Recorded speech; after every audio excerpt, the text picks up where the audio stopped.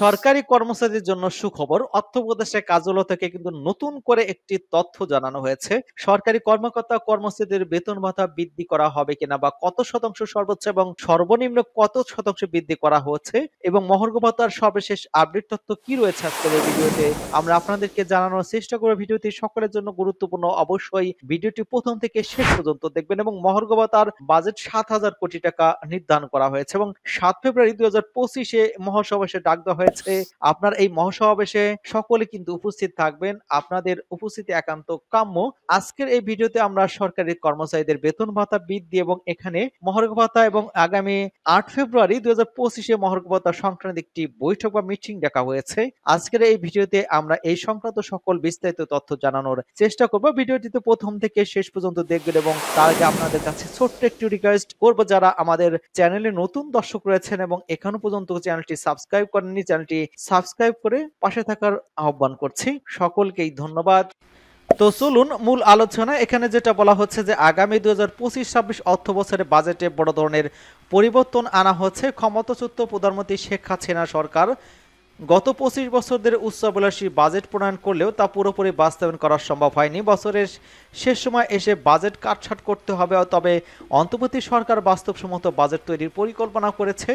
অর্থ বিভাগ সূত্রে কিন্তু জানা গেছে যে এই বাজেট বাস্তবায়নযোগ্য করার লক্ষ্য করে তৈরি করা হচ্ছে এবং বিশেষজ্ঞদের মতে পূর্ববর্তী সরকার শেষ বছরগুলিতে বাজেট প্রণয়ন প্রক্রিয়া অনেকটাই আমলাতান্ত্রিক আনুষ্ঠানিকতা, ফর্ম ফিল আপ এক্সপ্রাইজ ছিল। বাজেট ঘাটতি, সামাজিক সুরক্ষা, রাজস্ব আদায় পরিকল্পনা এবং প্রকল্পের অগ্রাধিকার ভিত্তিতে কিন্তু সুনির্দিষ্ট পরিকল্পনার অভাব ছিল। অনেকটা অর্ডিনারি বিত্তায়ন গড়ে ওঠে। গত কয়েক বছরে মূল্যস্ফীতি বৃদ্ধি, ডলার সংকট এবং বৈদেশিক বাণিজ্যের সমস্যা দেখা দিয়েছে। এরপর বাজেটের আকার প্রায় প্রতি বছর কিন্তু বেড়েছে। গত ৫ আগস্টে অন্তর্বর্তী সরকার দায়িত্ব গ্রহণের পর অর্থনীতির বিভিন্ন চ্যালেঞ্জ প্রকাশ এসেছে।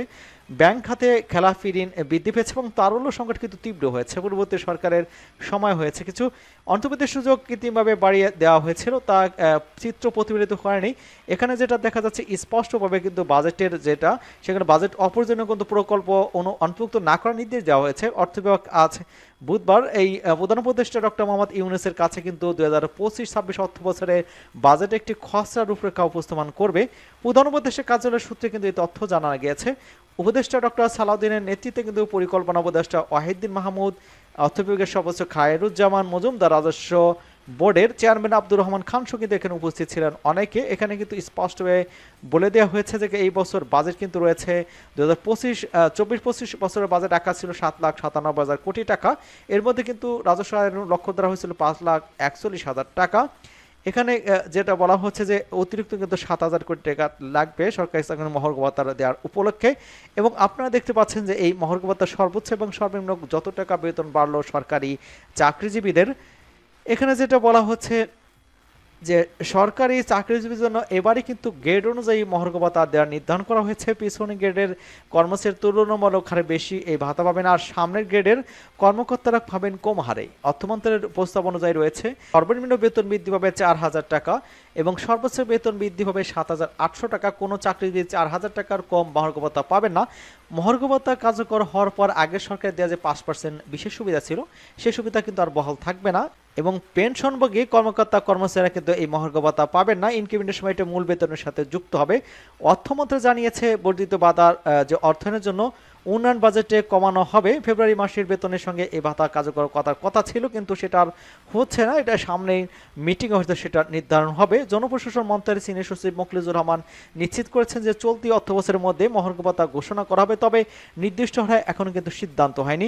২০১৫ সালে পে স্কেলের পর থেকে সরকারি চাকরিজীবীর বেতন বাড়েনি, কিন্তু এই সময় নিত্য প্রয়োজনীয় দ্রব্যের মূল্যের দাম চাপ বেড়েছে এবং এই পরিস্থিতির মোকাবেলায় চাকরিজীবী দীর্ঘদিন ধরে মহার্ঘ ভাতার দাবি জানিয়ে আসছিলেন। মহার্ঘ ভাতা নির্ধারণে গঠিত কমিটি জাতীয় বেতন স্কেল ২০১৫-এর আওতায় মহার্ঘ ভাতার প্রযোজ্যতা এবং প্রাপ্যতার বিষয়ে পর্যালোচনার সুপারিশ করেছে। অর্থ মন্ত্রণালয় জানিয়েছে বর্ধিত ভাতার অর্থায়নের জন্য উন্নয়ন বাজেট কমানো হবে।